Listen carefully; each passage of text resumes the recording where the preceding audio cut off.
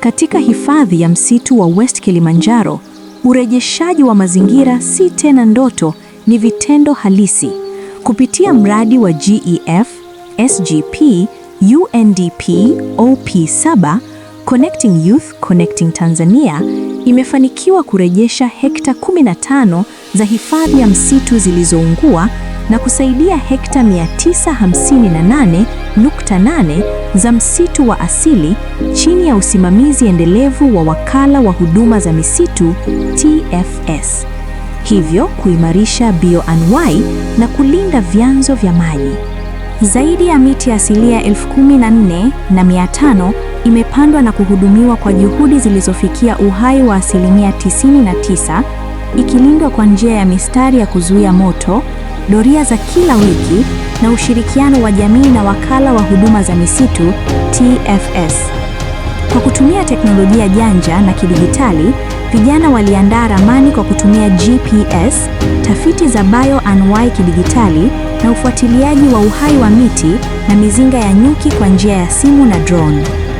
Ukusanyaji wa takwimu kwa wakati halisi uliimarisha maamuzi, uwazi na utoaji wa taarifa, pamoja na kuwezesha hatua za mapema dhidi ya ukame na wadudu waharibifu.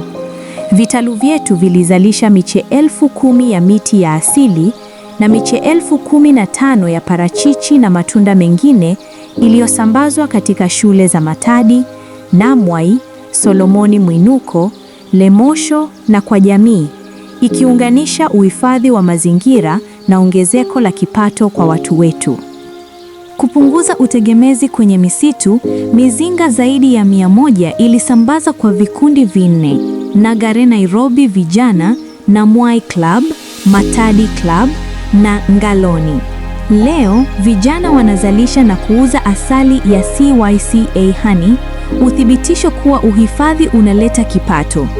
Mradi umewezesha watu 450 kuimarisha vikundi 4 na kuwashirikisha wanajamii 140, wanawake 80 na wanaume 60, kuhakikisha usawa katika usimamizi wa rasilimali. Huu si urejeshaji tu wa misitu, bali ni uongozi wa vijana, ni ulinzi wa bioanuwai unaoendeshwa kwa ubunifu na teknolojia. Ni maisha endelevu yakitekelezwa. Go Green, Serve Nature.